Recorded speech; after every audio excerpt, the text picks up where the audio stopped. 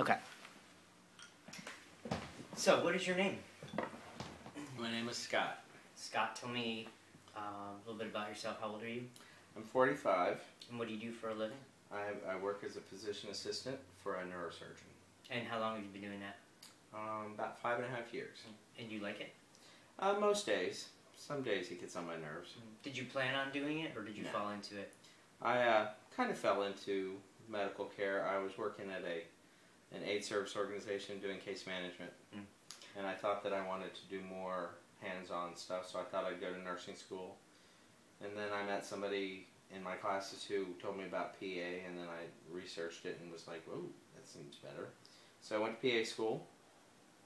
And if you had a choice to do something else, what would it be? Own a little store on the beach. Yeah, what would you sell?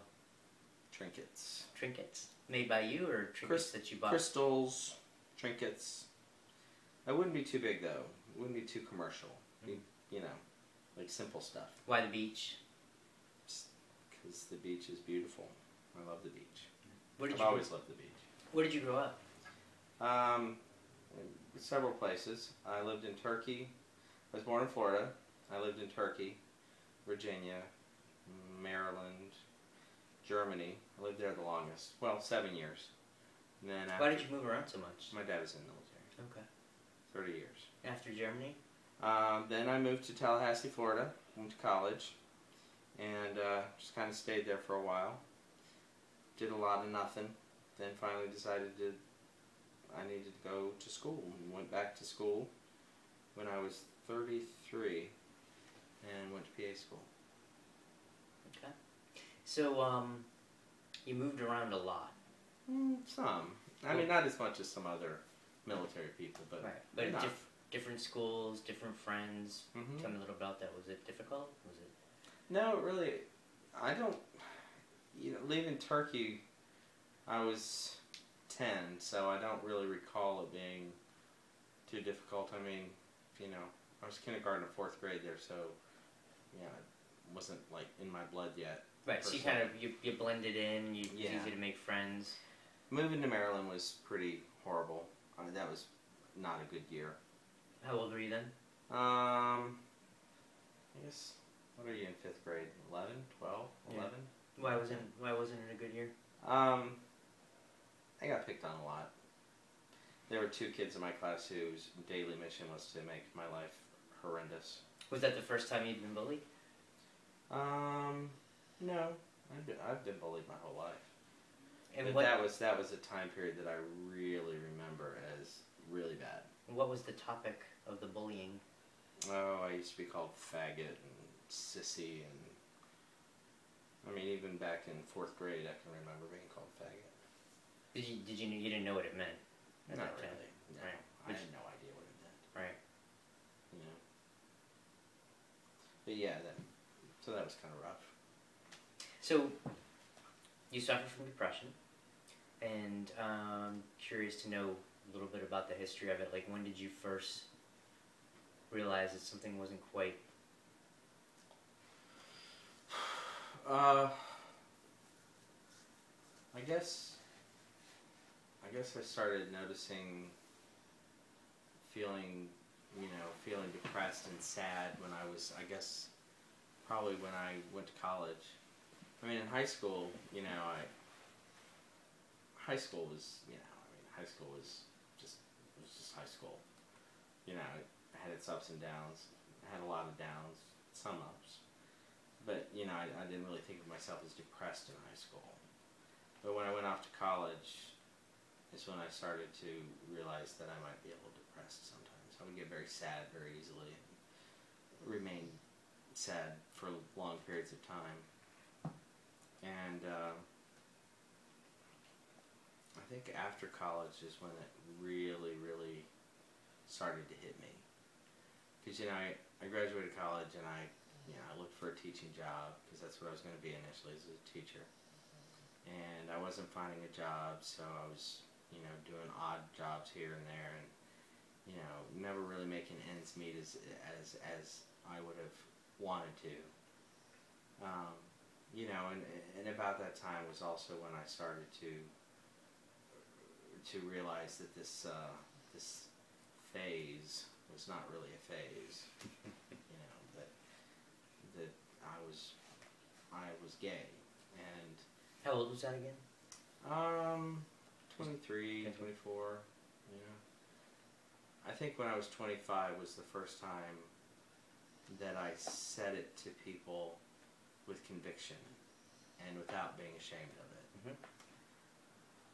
But even though I said it with conviction and didn't feel ashamed at the moment, alcohol does wonders for you.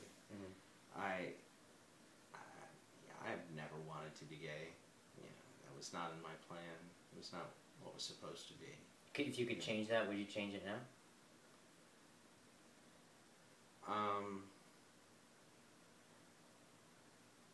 A part of me says yes.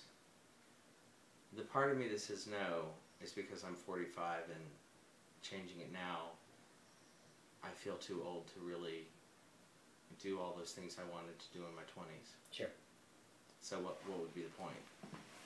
You know, I'd be a 45-year-old single straight man trying to find someone to quickly fall in love with and have a baby with.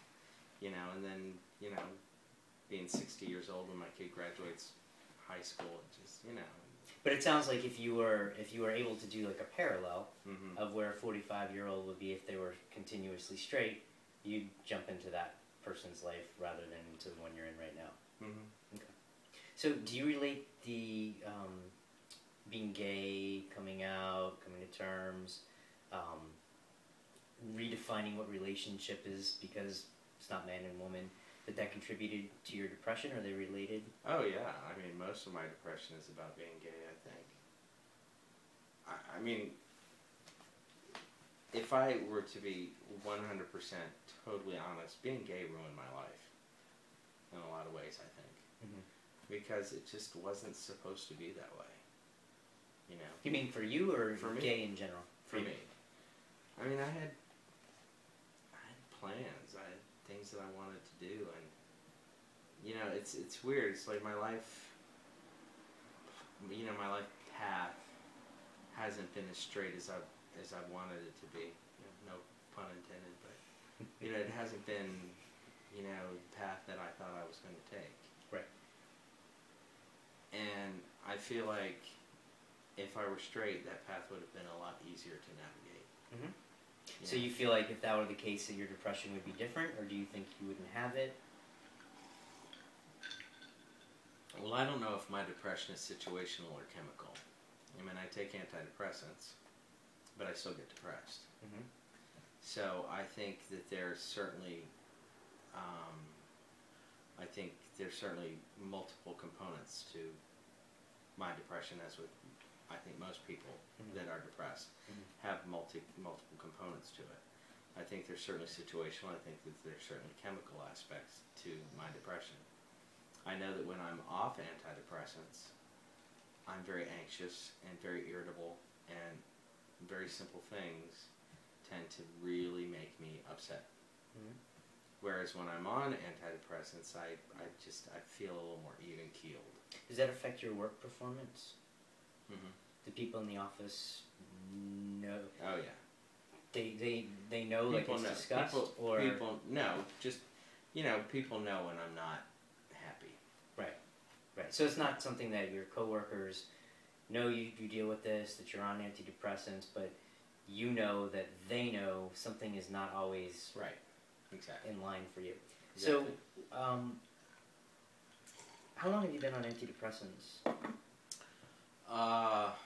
Since 1990. Let's see, 94 to 96. Probably since about 1998. And off and on. I have not been on them continuously. Over probably the past 8 years, I've been on them continuously. Now, when you went off of them, was that self-imposed, or you just didn't feel like taking them anymore? Why did you stop? Well, when I was in PA school, I didn't take them because I didn't have any insurance, so I couldn't get them. I didn't have a doctor, I didn't have insurance, so I didn't get them.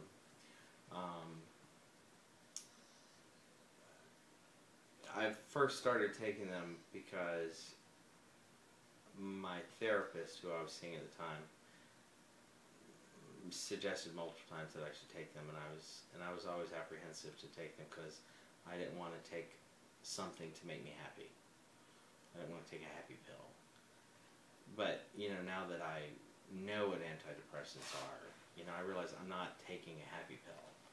I take something that helps to keep me a little more level-headed, less anxious. So when I've been off of them, part of it's just been I just wanted to see how I would feel being off of them, and other times because I just didn't feel like taking them for a while.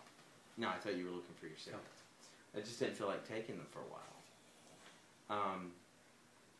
But I know that when I do go off of them for periods of time, I feel like I notice a difference. When you say you feel like you notice a difference, and you said when you're on them you still get depressed, what does that mean? Well, I become far more irritable when I'm off of them. I'm very irritable when I don't take them. But even when I'm on them, I still get depressed, and I think that's more of the situational component. I mean, there are chemical imbalances, serotonin, norepinephrine, dopamine, et cetera, that, chemical imbalances in the brain that cause people to be depressed. And the goal of antidepressants is to regulate the uptakes and the outputs of serotonin and norepinephrine. So you feel when you take the pill it does that, but because of your situation, but you can't... sometimes situations, even despite being even, there are situations that still depress me. Have you been on the same medication the whole time? No. You tried different ones? I've been on several different ones. Right. The one I'm on now is probably the one I've been on the longest, and it seems to be okay. I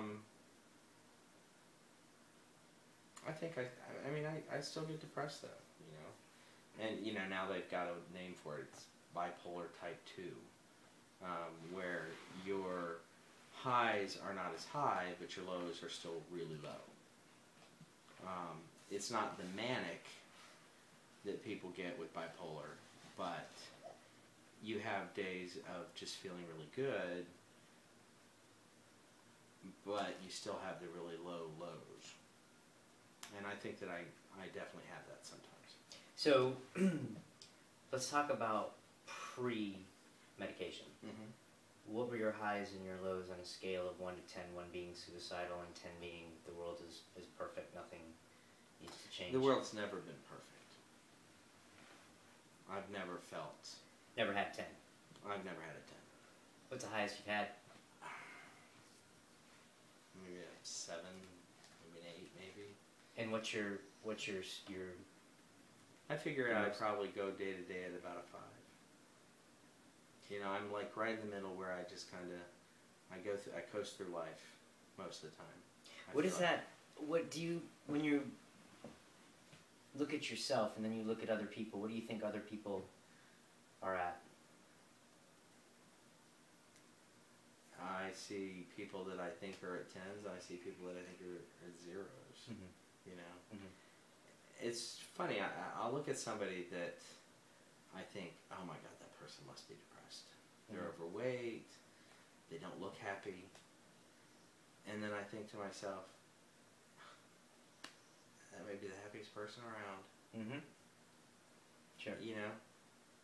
And we do that all the time. We make up stories about people in our heads. We see somebody walking out of Publix carrying a couple of bags, and you notice the stuff that's in them, and it's all fattening stuff, and this is a kind of an overweight person, and you think, oh, they just must be miserable. Right. So let me ask you this: when you encounter someone who is depressed, whether you're talking about it or you just know, how do you view that person? Sometimes I feel sad for them. Mm-hmm. Sometimes I feel like I can't be bothered with it. And it's very selfish. But sometimes it's just like, oh God, I can't deal with this person's drama right now. it's too much, Mm-hmm. you know. And then other times I feel so strongly for them. Like, God, I want to help this person. I want to make this person feel better. To find some light to focus on, you know. How does it make you feel about yourself? Do you see yourself in them? Sometimes I think that, and don't get me wrong, I'm not some like voodoo empath or anything. You know, I don't feel people's pain, but sometimes I feel like sometimes I feel like I'm too gentle for this world, because sometimes I feel like situations and other people's stuff just brings me down big time. You know? Other people, when you mean other people's stuff? You know, other people's daily drama and trials, and you know, just the sadness that they have. I feel like I kind of pick up on that, and I'm just like, oh God, now I'm sad. You know? Oh, like it's catchy for you. Yeah. You have a. Yeah. Yeah. So it's I mean, I can be the life of the party if it's a fun party, but if it's a room full of people just standing around, hardly talking to each other, it's just like, oh, I'll just sit here in the corner then, mind my own business, you know. Mm-hmm. Tell me about your lows. What's the lowest you go to? Well, I have thought of killing myself, Mm-hmm. but obviously I've never done it. I've never written a letter. I've never planned it out. I've never, come up with a way that I would do it. I've written stories about people that have done it, Mm-hmm. which I think, some psychologists or psychiatrists might think that that's concerning. But, I don't have any,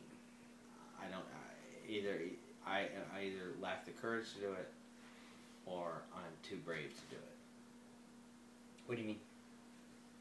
That it's such a cop-out, Mm-hmm. It's a cop-out. Mm-hmm. Killing yourself. Mm-hmm. Nobody, I don't know. Is anybody's life truly that bad that is all that they have left? Well, you consider it, right? I've thought about it. Why? What makes you stop? You said it's fear, or bravery. Honestly, family. I don't want anyone to have to tell my niece or my nephew why Uncle Scott killed himself. I don't want anyone to ever have to deal with that situation. So if you didn't have family, and you didn't have folks that you would really care if they got that call at 3 a.m., you think you might be more apt to do it? Sure. Well, that answers your question then, right? Yeah. So what do you think the difference is between you and someone who actually does it?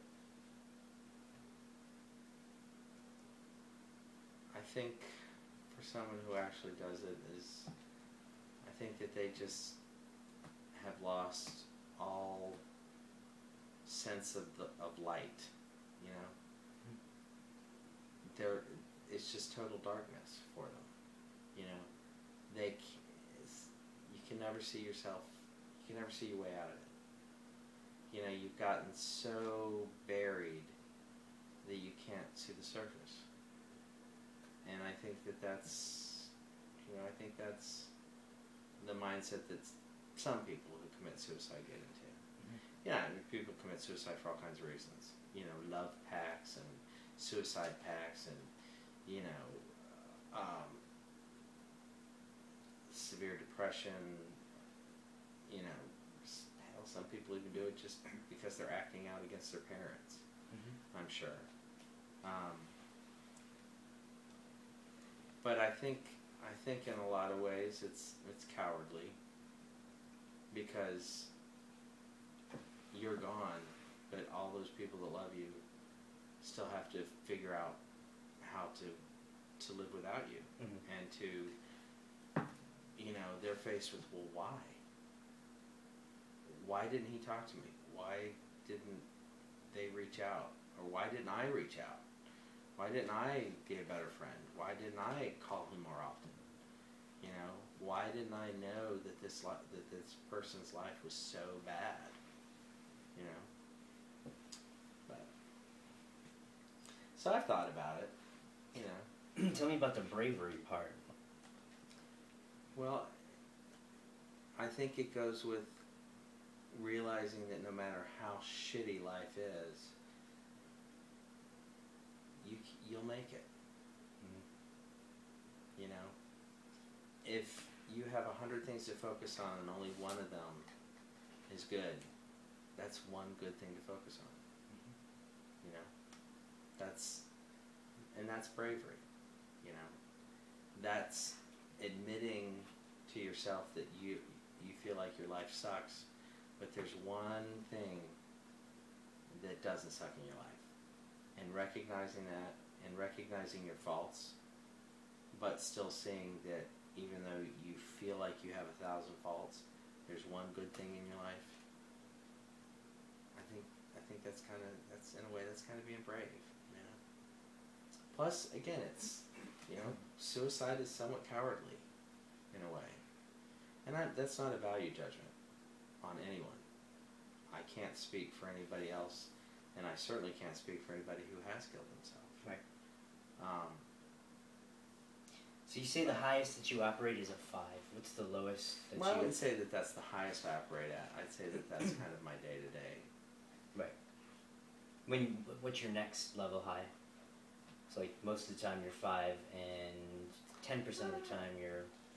I'd say that if I'm with people that I like, and I'm having a good time with them, and, you know, feeling celebratory about whatever, yeah, I get up there in the 8s, you know.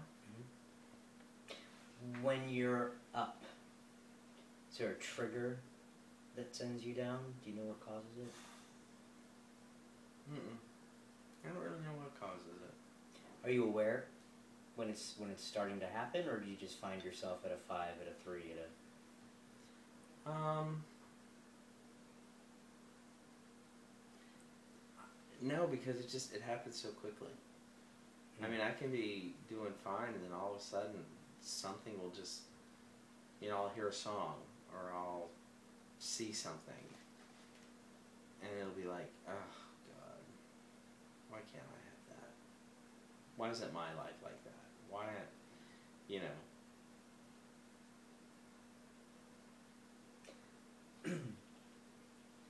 You're at your bottom. Mm-hmm. What's the number that you hover at the bottom?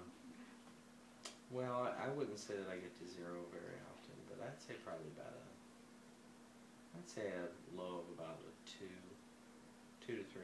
What's it like? Well, there are times when I just get really, really sad. I just feel sad, and everything makes me sad. Doesn't everybody get sad though? Yeah, sure, everybody gets sad. I mean, is your sad different than Susie's sad? I don't know, because I don't know Susie's sad. I only know mine. You know, people are like, oh, well, your life isn't that bad. Look at this person over here. Their life is blah, blah, blah, blah. And I'm like, well, I can't live that person's life. I can live my life. And I can only speak for my feelings and how I cope and operate.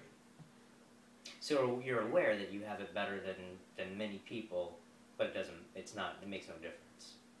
That you know, yes, I'm aware that my life is not as bad as some other people's. But what's good about my life? Okay, I have a job, I have a home, I have a car. You know, but those are all material things. Just because I have a job doesn't mean I'm happy. You know, I had an acquaintance who used to be like, well, what do you have to be depressed about? You have a job. I don't have a job, and I'm looking for one. And again, it's, you know, it's all it's everybody's triggers are different. Mm-hmm. Yeah, I have a job. I make great money, but I'm also up to my eyeballs in debt right now, and I'm working to try to get out of that, and that depresses me a little bit. That I'm 45 years old and I can't afford to travel the way a lot of other gay men my age do. And yeah, I have a job, but Is your debt related to your depression? Some of it. Because I shop when I'm depressed. It makes me feel better. What else do you do when you're depressed? I used to not eat. Now, lately, I just eat a lot. And sleep. How much do you sleep? How much do you sleep? If I'm really depressed, I'll come home at 5 and be in bed by 6:30 or 7 and sleep till 6:30 the next day. So 12, 13 hours. Are you up at points during that time, or are you sound asleep? No, I pretty much, I mean, I might wake up, but I don't get out of bed. When you're climbing into bed, are you aware I'm climbing into bed because I'm depressed? I climb into bed because I don't feel like I have anything better to do. I don't necessarily think, okay, I'm going to bed because I'm depressed. I go to bed because, well, I mean, why stay up? What's the point? Right. You know? You're on. Oh, sorry. That's it. It's kind of like going out. It's like, what's the point? You know? What's the point of going out? Getting drunk, making a fool of yourself? Maybe not. Maybe you won't get drunk. Maybe you won't make a fool of yourself. But I don't meet people when I go out. Do you drink to excess because of the depression as well? I have in the past. Were you addicted at any time? No, I don't know. Maybe. But I'm sure that according to some psychologist, I probably have been. In periods in my life. How long does the low last? Not very long, usually. I can usually pull myself out of it. And I don't consciously pull myself out of it. It just kind of eases off. Are you depressed right now?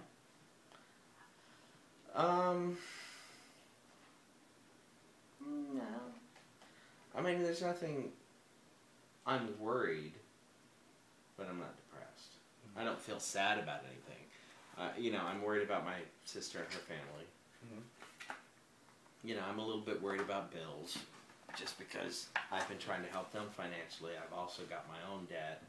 So, you know, I'm a little, don't know what's going to happen next. You know, 4 or 5 or 6? What are you at right now? Oh, I'm probably 6 or 7. I mean, I'm not unhappy right now. But, you know, I daily stressors, you know, worry, but I'm not unhappy. So, I don't know if you answered, and if you did, I apologize. The average low for you, you hover around a 2 or a 3? Yeah, I'd say my lows are around a 2 or a 3. I'd say, yeah, probably about a 2 or a 3. Now, I don't know. The interviewer has seen me at a very low, and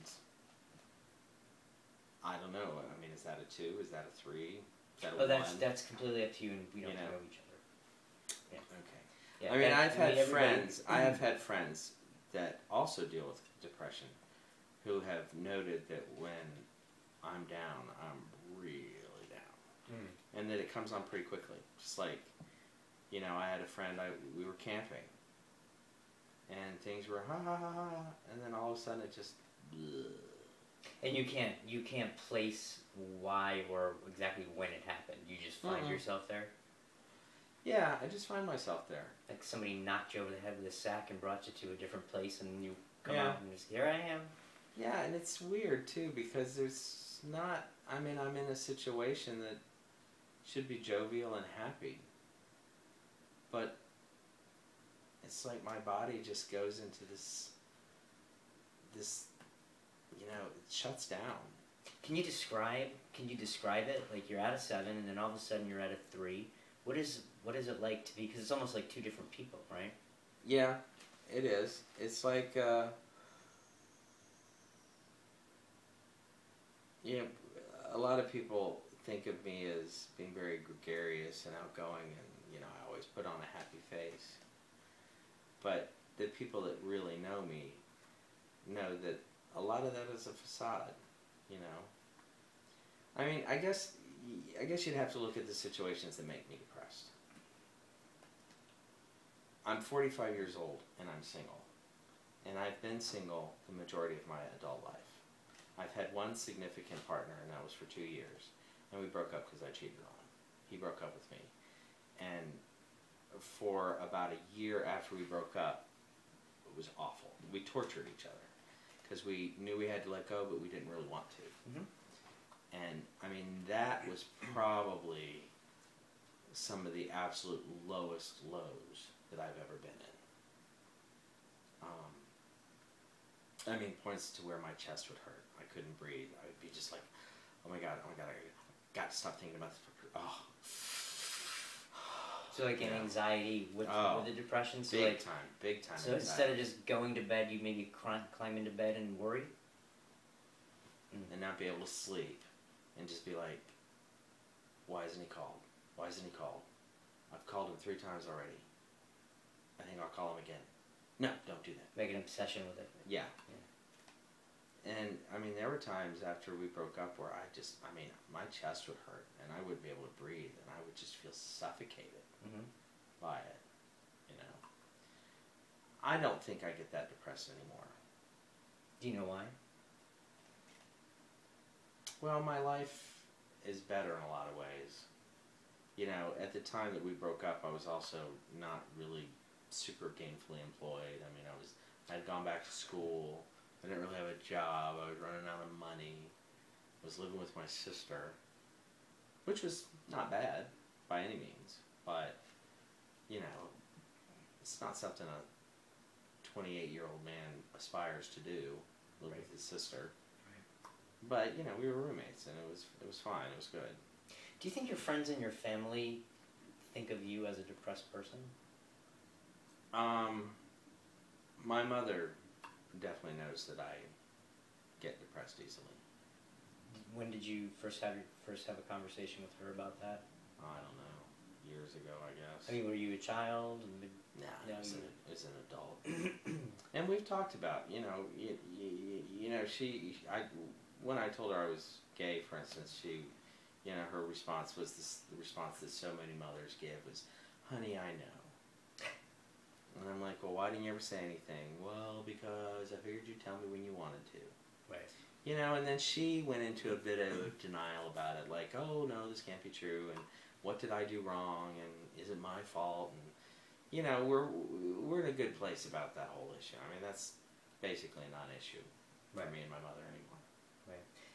She is who she is, I am who I am, and we love each other, and that's all there is to it. Right, right. Does depression run in your family, you know? I don't think anybody's ever been diagnosed with depression except for me. My sister my younger sister, she gets depressed, but I think hers is all situational. And my mother, when she decides to, she'll take her Prozac because she gets depressed some. But again, I think hers is all situational. Because, you know, she's 64, divorced. The man that she was supposed to grow old with is married to another woman, and, you know, it's just, this isn't the life that she... Sure. These aren't the golden years she thought she would have. Yeah. So, you know, she deals with that, but, you know, she's also a bit of a loner. I mean, she likes her aloneness. I don't. I am alone out of necessity, I feel like. It's like people live the life they want to live, and some people live the life they feel they have to live. I feel like I live the life I have to live, not necessarily the life I want to live. Is that you speaking, or the depression speaking? No, that's me. That's you? I have a friend. He's a doctor. He's in Africa. He's totally, by all accounts, totally living the life he totally wants to live. Whereas, I feel like I have to do this. I have to get up and go to work each day. I can't take a month off and go to Tibet. You know, number one, I can't afford it. But number two, I just don't feel like that's something I can do. Right. You know? Have you ever not gone to work because you were depressed? Maybe once. Maybe once or twice. Honestly, when I was younger, I wouldn't go to work because I was hungover. But there may have been one or two times where I may have not gone to work because I was depressed. But I didn't say that was the reason I wasn't going to work. I would, think of some other reason, so that it was more palatable. Right. Both to me and the employer. So, when you're up, are things around you reality? Yeah. I don't live in a dream world when I'm happy.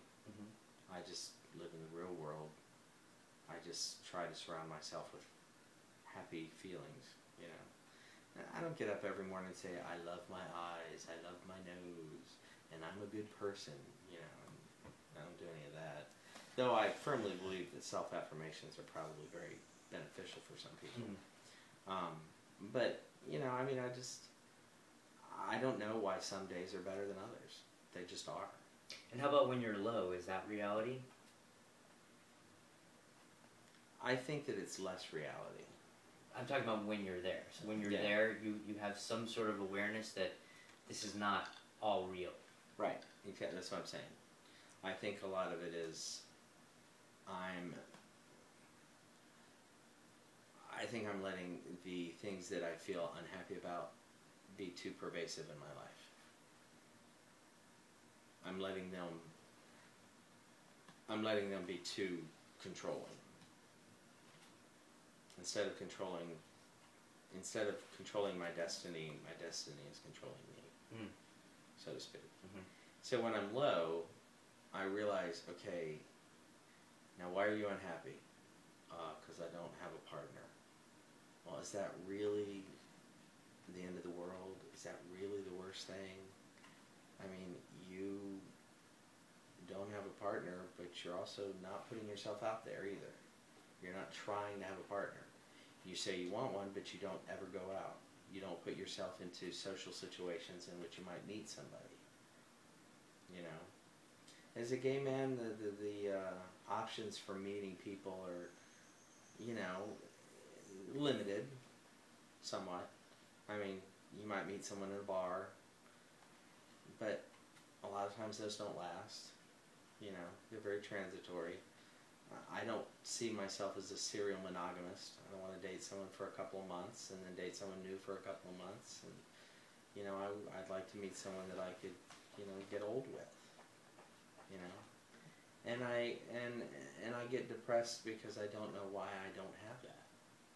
I don't know what it is about me that can't seem to find that. I mean, I have friends that are in relationships that are open. And again, it's not a judgment. Everybody has to live the life that they have to live, and they have to be happy with the relationships they have. But part of me is like, well, fuck you for having an open relationship when I can't even find someone who wants to go on a date with me. How dare you slap me in the face with that bullshit? Do you think if you didn't deal with depression that you'd feel that same way? I think that I might have some moral aversion to it, but I don't think that it would be, I think, I don't, open relationships are not for me. It's not something I can see myself being in. But I don't think that the fact that other people are in open relationships depresses me. And again, that's one of the things that I blame it on. It's like, well, I can't find a boyfriend, so I'm depressed. And this person has a boyfriend, but he sleeps with other people. Now, it's an excuse. I'm using that as something to be depressed about. Instead of just saying, well, good for them, if that's the life they want to have, and if that works for them, who am I to say it's wrong? Right. But, I think the roots of my depression are, one, being gay, because I really didn't want to be. And, it's a day-to-day struggle for me with that. Most people my age that are gay and that have been living a gay life have found some peace with it. And as much as I'd like to think I have, I don't think I ever have. You know, I didn't come out per se. I mean, people that needed to know knew, and, you know, I live a very straight life. Work is very straight.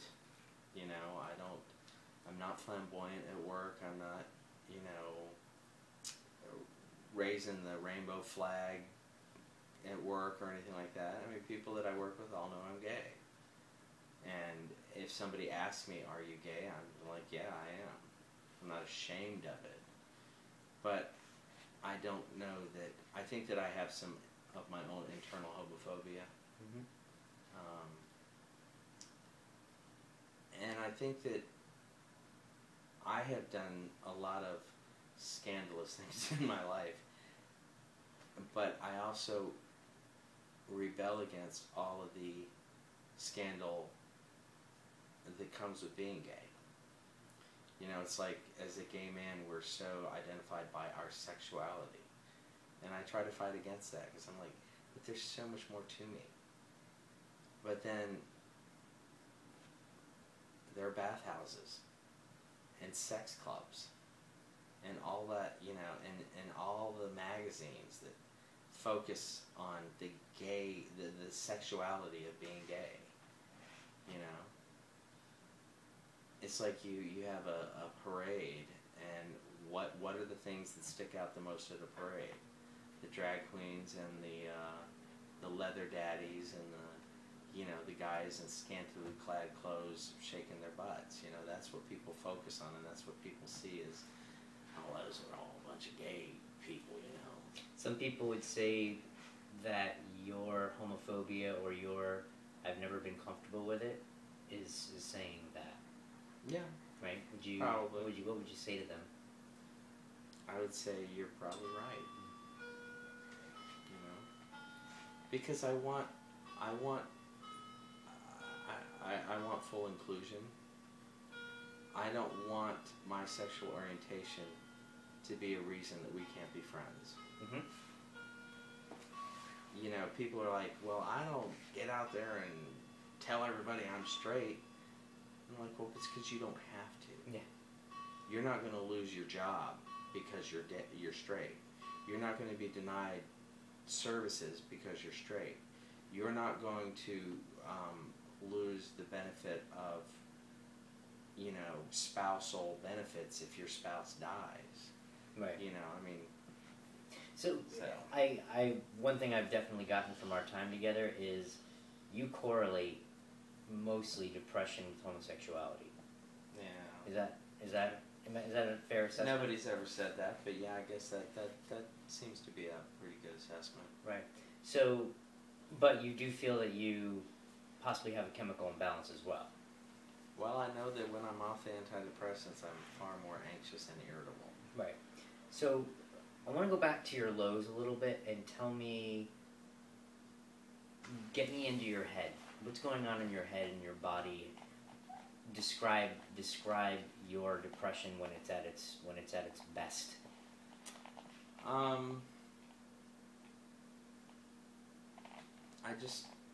feel there's no fire. It's just cold. Mm-hmm. And worn out. And my mind feels like it's so crowded. And there's so many going on and back. And I go into shutdown. Mm-hmm. It's like you know, it's like my body just, it's like everything just stops. You know? I don't know how to explain it. When you're in bed and sleeping, if you wake up for a short period of time, what your head is still just continually going, and negative thoughts are going. Do you have the desire to try and get up?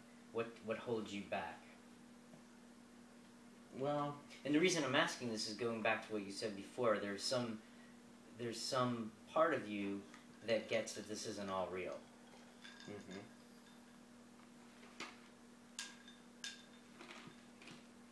Well, most of the times if I'm depressed and I'm sleeping and I wake up, it's because I have to get up. So, I have to get up because I have to go to work. Mm-hmm. So I just do it. I get up and I go to work. Right. You know, I don't really, I mean, I can't really think of periods where I've woken up and just been like, oh, I'm just going to go back to sleep now. I get up because I have to. Mm. Do you cry? Sometimes. And it's in very unusual times. Like, I'll be walking through a store and I'll see something or I'll hear something and I'll be like, oh, that really reminds me of somebody, or wow, they look so happy. Why can't I be happy? You know? A lot of people. Sometimes I'll tear up. A lot of people would just, and they do, say, "Get over it. Mm-hmm. Get over it." Everybody gets sad. Yeah. What do you say to them? You're right. You should just get over it. Mm-hmm. Why can't you? Why other people can? That's $1 million question. Mm-hmm. You know, I don't know. I don't know why. So you wouldn't have a response for them. You wouldn't know. I'd be like, well, if I knew the answer to that question, if I knew what it meant to just move on, I would. Right. You know, I have a really hard time letting go of things. I hold on to things Mm-hmm. forever. Grudges. I wouldn't say grudges. I hold on to painful incidents and times and experiences, and I hold on to them. And I hold them really, really, really tight. And I think part of me doesn't know how to just be happy, because it's like people are identified by, what am I trying to say? If I could let go of all the things that have made me sad, who would I be? That's a great question. Who would you be? You know? I might be happy. Mm-hmm. And what would that be? I don't know. Because I hold on so tightly to being unhappy. You said you hold on to painful Mm-hmm. things as well. When you hold on to something that's painful, does it remain painful? Like, is your experience, do you have pain when you're... I wouldn't say physical pain, but mental pain. You know, like, for instance, I was basically, for all intents and purposes, kicked out of my fraternity after 3 years. I was kicked out for being gay. Okay, that was 20 some odd years ago. Move on. I got it. Let it go. Yeah. But it still haunts me. Mm-hmm.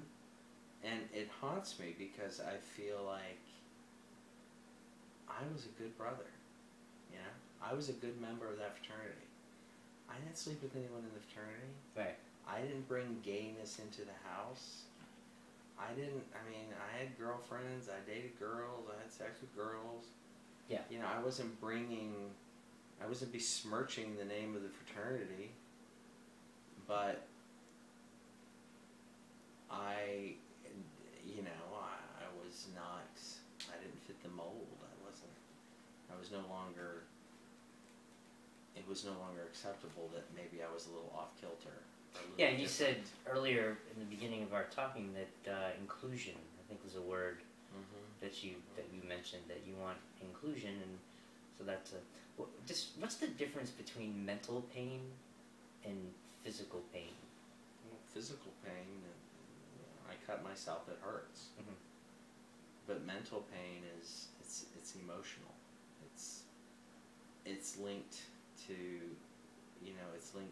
a memory of something that caused you a lot of anguish. Mm-hmm.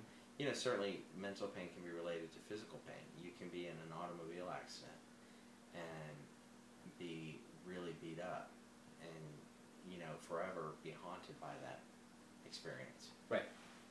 You know, where the physical pain, you can look back, you can remember back to that moment where the car was rolling and you hit your head, and suddenly it's all of a sudden it's like, oh my God, oh, you know. That mental, you're not really feeling the physical pain, it's mental pain, but you think you're feeling the physical pain again. Because the mental pain is so strong. The memory of that incident is so strong for you. Right.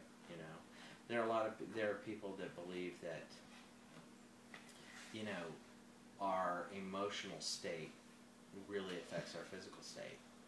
You know, that if you're really depressed and really sad and really upset for long periods of time, that it can have a horrible effect on your body. That you can become very physically ill, you know. Yeah. Disease, a lot of disease is dis-ease, you know. I don't, you know, I certainly think that there's some merit to that, but I also think that a lot of disease is just that, it's disease. Right. You know. Do you have a disease? Some people would say that depression is a disease. What do you say? I'm physically fine, but mentally I don't have a disease. I just have moments of unclearness. You know. Do you think you've lost friendships because of your depression? I don't know that I've lost any friends, but I've come close to losing some friends. Where friends have exited my life for periods of time because they just couldn't deal with it anymore. Just like, oh my God, you're so fucking negative. If you could just see the person that we see for 5 minutes, you know. That's a great. When you're up and you're down, which one feels like Scott? Well, the down feels like me because it's what I'm used to, but the up feels like the me that I want to be used to. But there's not one or the other that feels more natural state as opposed to, I don't belong here. Honestly, the lower feels more natural to me. Why do you think that is? That's because it's what I feel like I'm used to. It's like I feel like I function best when I'm not really happy. You know, I've been. Don't get me wrong. I've been happy. I mean, I've had moments of wonderful sheer bliss. But sure. And I know that nobody's life is always like that. But I want to feel more of a day-to-day contentedness, you know, a feeling that when I wake up, oh wow, today is a great new day, instead of, oh, today I gotta go to work, and then I'll come home, then I'll watch TV, and then I'll go to bed. Do you feel like you have a relationship with your depression? If I do, I want to break up. No, I don't think I have a relationship with it. I think it is just who I am. So you don't feel related to it. You don't talk to it, acknowledge it. No. Right. I want to go back to something you said about being in the down. Is I think you said what you're used to. Is that what you said? Do you think there's a it's almost like a comfy blanket for you? Do you think there's a discomfort? It's like I said, I function best when I'm not really happy. And I think the reason I say that is because that's where I'm used to being.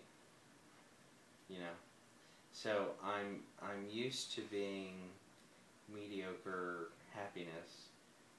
So that's where I live, and that's where I tend to stay. And I've convinced myself that that's where I function best. But others may say that I function better when I'm happy. Right. And it sounds to me that you aren't happy long enough to even know. Right. Are there any benefits? I'd say that's a fair assessment. Yeah, because if you're only there for a short period of time, how do you even know? Right. You know, what benefits are there to depression? Any benefits at all? No. None. None that I can think of. I mean, no. No. No. Tell me about the cost. The cost? Mm-hmm. Well, there's the financial cost, because when I'm depressed, I tend to want to spend money I don't have. There's the cost to my own body physically of eating too much, gaining weight. There's the mental cost of just feeling drained, you know.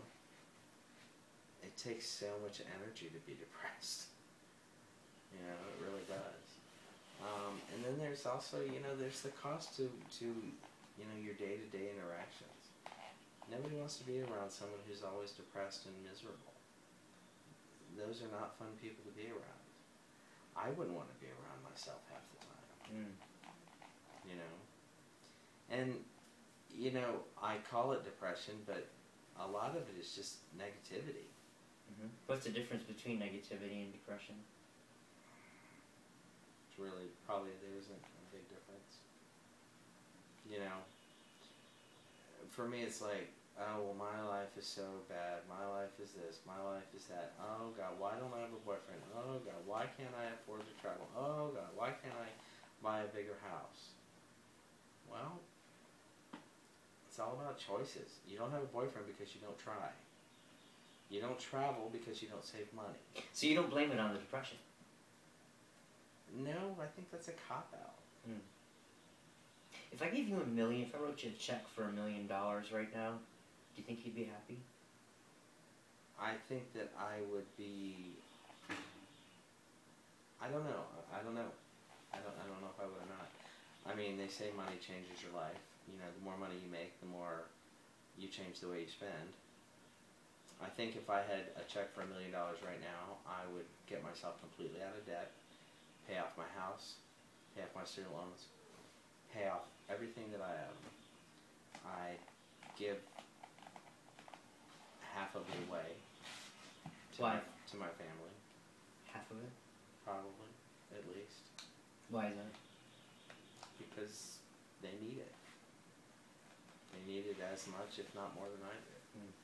Plus, I'd love for my mom not to worry about things. And I'd love to be able to give my sister and her family a step up. So, but that's what I do. Yeah, you're I give. You're a giver. I'm a giver. You're a giver. Which came first, the chicken or the egg? Do you give because you feel you need to give because the depression is something that people have to put up with? Or do you think the giving and maybe not feeling that you receive causes the depression? Do you see that? Yeah. I don't think about receiving. I mean, it's just in my nature. I mean, that's what I do. I buy things, I get bored with them, I give them away. That's kind of. But I don't think that the depression is intermingled with that part of my personality. Right. Are you angry? Sometimes sometimes I feel angry at myself for not trying harder and for looking for excuses instead of manning up and saying, okay, if this is what you want, then damn it, make it happen. So make different choices, So from what I'm hearing, there's an element of blame or guilt that Scott puts on Scott, independent of the depression. You don't say to yourself, I deal with depression, and right now I can't do that. Some people could be able to do it. Oh, no, I mean, and there are people that live that way. I'm depressed, so I can't do this. No, I can't do that because of my depression. My depression prevents me from leaving the house and being around people. But do you ever think that it does? For me personally? Yes, for you personally. Um, it has, Mm-hmm. but I haven't. I don't recognize it as okay. It's because I'm not in a super happy mood that I'm not doing this. Mm-hmm. I make other excuses like, oh well, you know, the dogs have been alone all day. I really should spend some time with them. A little more giving. You know, Yeah. I need to spend some time with my dogs. And, oh well, you know, I never get invited anywhere. Scott, you want to go to a party? No, I really need to hang out with my dogs. They've been alone all day.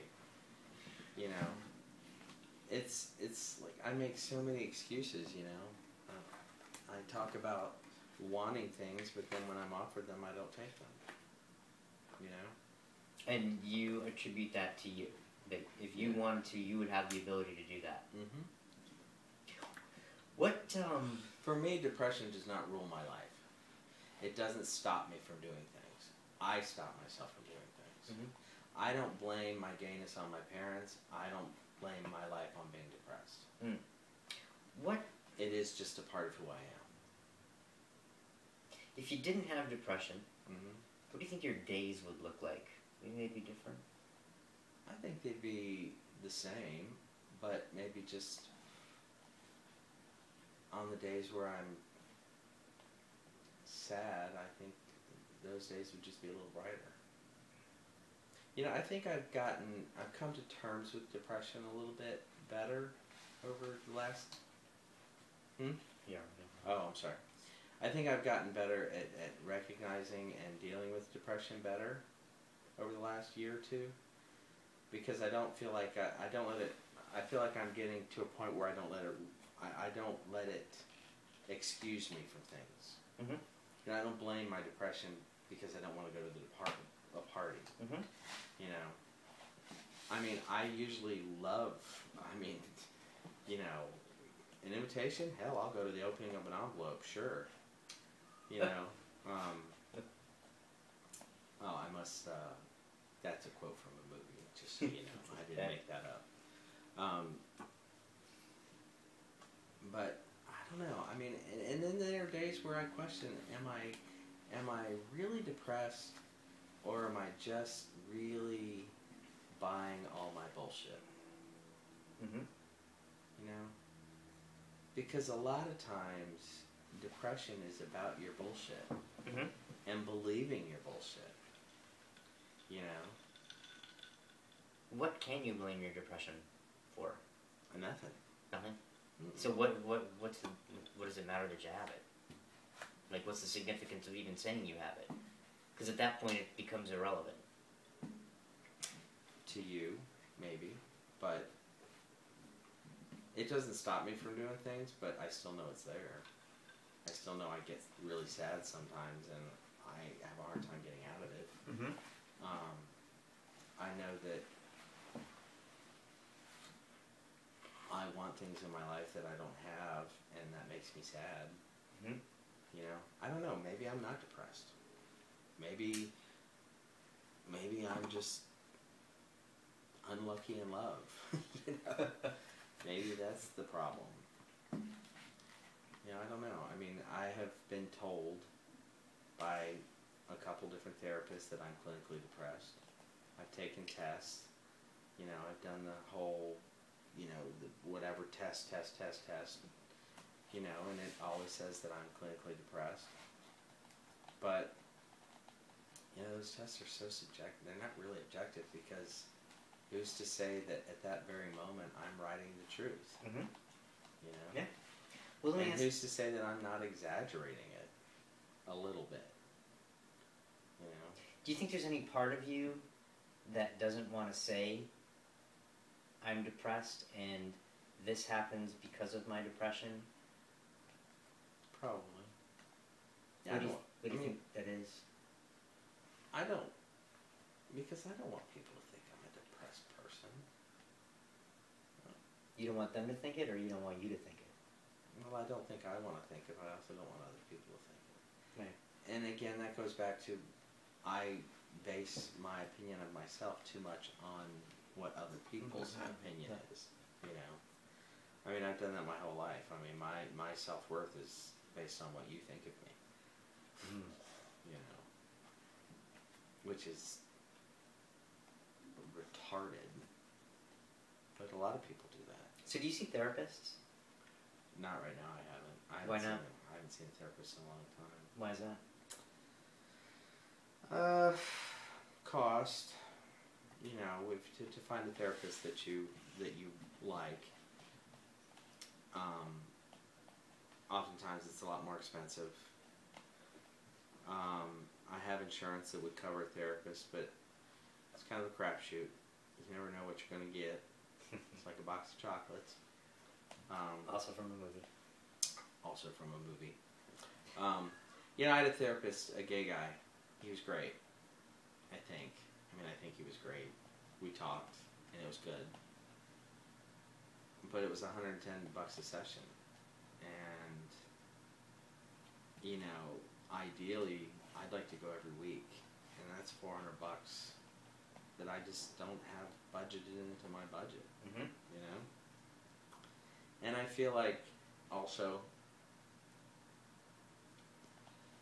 if I'm going to see a therapist, I want to see a therapist who... I feel like I need to see a gay therapist because so much of my unhappiness is rooted in the whole gay issue.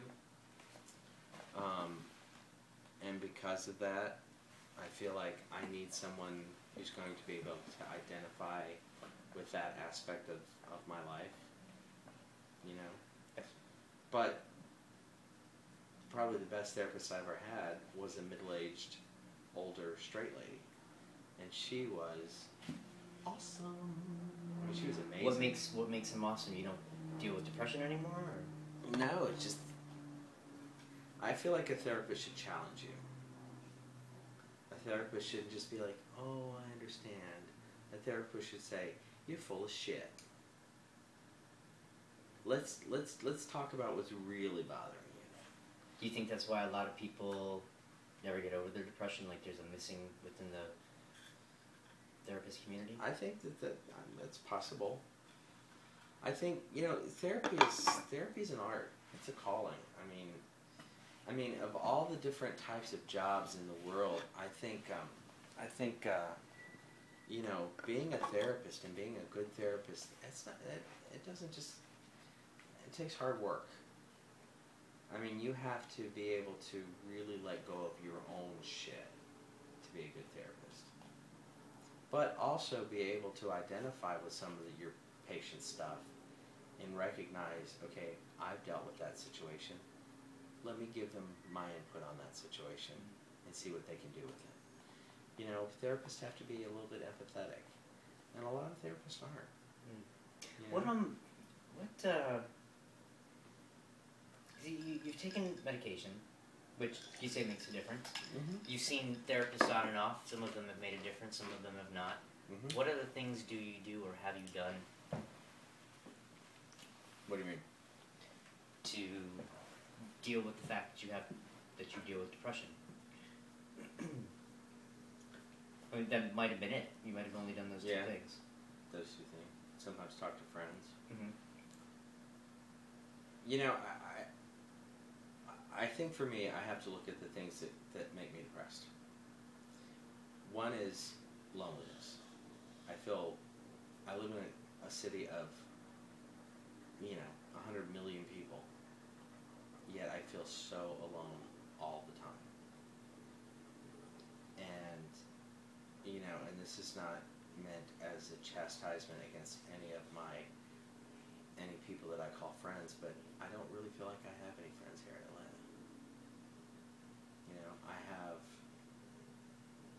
You know, I have a bowl full of acquaintances and people that I want to feel closer to, and people that I have felt really close to, but then distance has kind of made it, well, are we really that good of friends after all? You know, I mean, I never have plans because I never feel like I have anyone to have plans with. And that depresses me. That's what makes me sad, is that I live in this town of so many people, yet I always feel so alone. like me and my dogs, and that's it. It's me and my dogs. And I don't want to feel that way. You know? I want to be in touch more with the people that I think are my friends. But I also don't want to be a burden. I don't want people to feel like, oh my God, I have to pay attention to Scott now because he's going to be depressed if I don't. You know. I want my phone to ring. I want people to call me. But I also have to take a part in it and say, well, you need to call people too. You know, I have a female friend, Stephanie. I haven't seen her in months. I don't even know where she is anymore. I don't know where she is. I don't know what she's doing. You know, and we were really becoming really close. And then all of a sudden, it just. Due to her, due to you, a little bit of each. If I were to be completely honest and to lay blame, I'd say it was more her. Mm-hmm. You know, what was going on in her life. You know, and part of it is I think she fell into that trap of she met someone and then they became very insulated within themselves. The whole honeymoon, getting to know you, which is a double sword for you. Yeah. Right? So.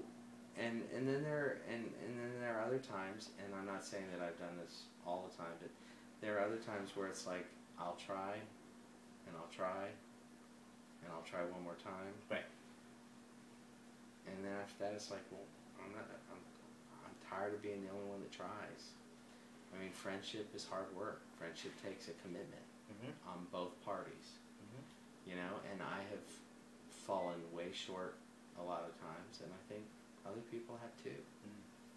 But that makes me sad, you know, because I want to be in touch more. I want to do more things. Yeah. And then I have friends that, you know, I have one friend, you know, I'll call him, let's do this. Oh, no, I'm going to bed early. I'm doing this. I'm running this. I'm doing. Like, okay, well, and then I just kind of give up on it. Like, well, I guess he'll call me when he wants to hang out. You know, and the small handful of friends I have, you know, couple, single guy who's always doing something, and that's pretty much it. You know, I had a big group of lesbian friends, and they've all kind of gone their own ways. So I don't know, I feel very alone. Very lonely. If you were to meet a 13 or 14-year-old boy or girl that you were having a conversation with, and somehow, some way, you realized they were depressed and they actually started talking about it to you, what would you say to them? It gets better. Do you believe that? Yeah, I do. I believe that it can get better. But I also believe that you have to want it to get better. Do you want it to get better? I'm trying to convince myself of that. But there's a possibility that you're not 100% sure that you do. No, I want it to get better. But I'm still trying to convince myself that I want it to get better. I don't believe that it can't get better. I believe it can. Right. For everybody. But I also believe, like I said, you have to want it to get better. And So you have to fully believe that. What would 3 things that you could do right now that you think would make things better?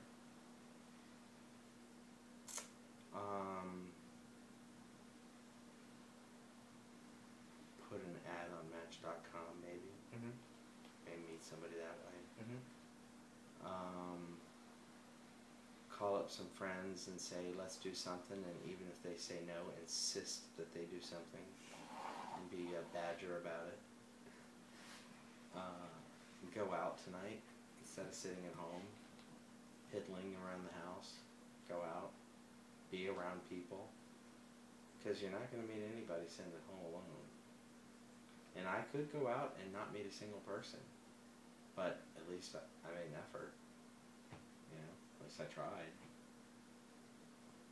So imagine that you have, well, you said you have many couples, friends. I have a couple friends. Couple friends. One of your very close couple friends. One of them has depression, and the other one does not. And the other one comes to you because they know you deal with it, and they're just at their wits' end. What did you say to them? They don't understand. Gosh, I don't know. I don't know if anybody's ever asked me that question before. I would say to them,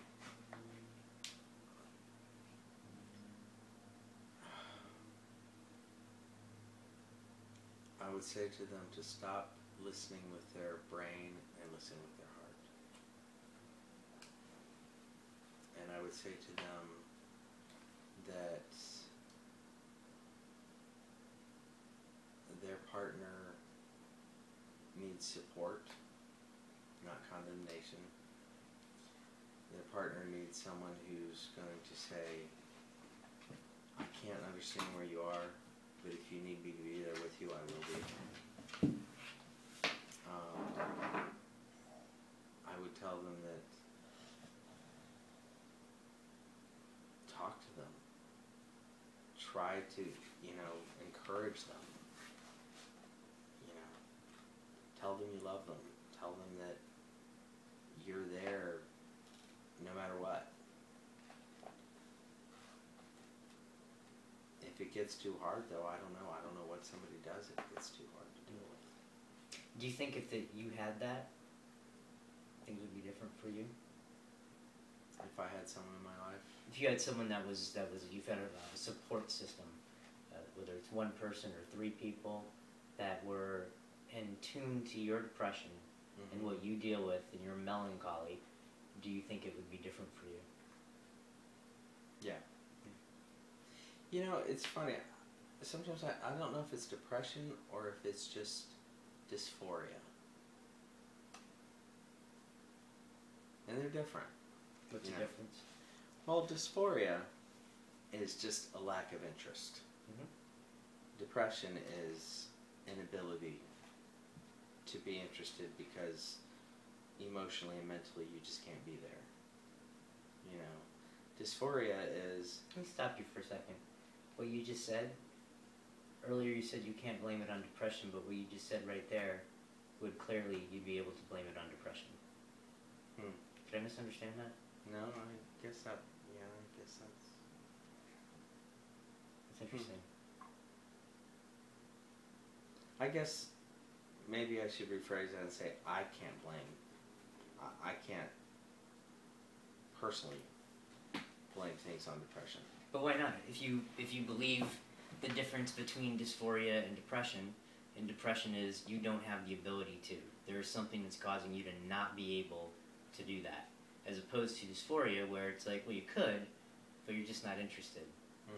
Why can't you, Scott, not anybody else, why can't you blame it on depression?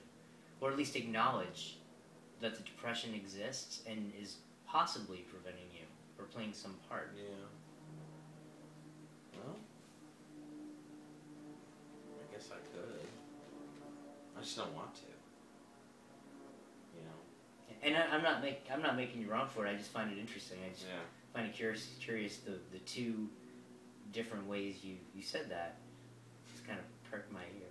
Yeah, I guess for me, I don't want to blame depression. Just like I don't want to blame my parents that I'm gay. I don't want to blame being sexually molested or for being gay. It's like I don't want to blame anything. I don't want to blame. But you don't have to blame something to acknowledge it. I acknowledge that there are people who cannot participate because emotionally and mentally they can't. I haven't wanted to say that about myself. But the reality is there are times when I feel like I can't participate. Because I'm just not there, not able to be there. Does that let you off the hook just a little bit, but in a peaceful way, not in a blame way, but in an acknowledgement way? Sure it does. Do you think a lot of people do that? Well, I think compared to a lot of people, my depression is pretty mild. Mm-hmm. You know, I went to a depression support group once, and I was listening to these people talk about how they get so depressed they can't even look at themselves in the mirror. They can't leave their house. You know, they can't leave their room. You know, they've tried killing themselves more than once, and I think, God, I'm not depressed. I've never done any of those things. Right. You know, and of course there are varying degrees of depression. Mm-hmm. And again, that brings me back to, am I really depressed, or am I just dysphoric? You know? Mm. I think I lived for a long time not taking antidepressants. Mm-hmm. Do I really need them? Or if I just convince myself that they help me? Mm. You know, I think a lot of people with a lot of medications don't really need them. They just have convinced themselves that they're helping, so they keep taking them. Right. You know, I do know that if I don't taper down, I do know that if I quit cold turkey on antidepressants, after about 4 or 5 days, I start getting very dizzy and swimmy-headed and very, and somebody once said that that was serotonin toxicity or serotonin overload or something, I don't know. But I do know that there is a physical reaction in my body when I go off antidepressants. And I don't know if it's, I mean, it could very well be related to serotonin, because I'm no longer having that block to the reuptake of it. Mm-hmm. You know? So if I asked you to describe depression in one word, what would the word be?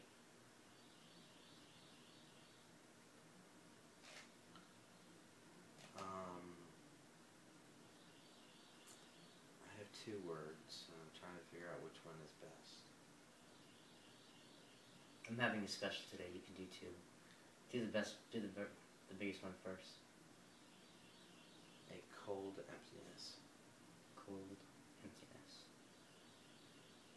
Yeah, that's how I would describe it. What else have I not talked about or asked or anything that you wanna share?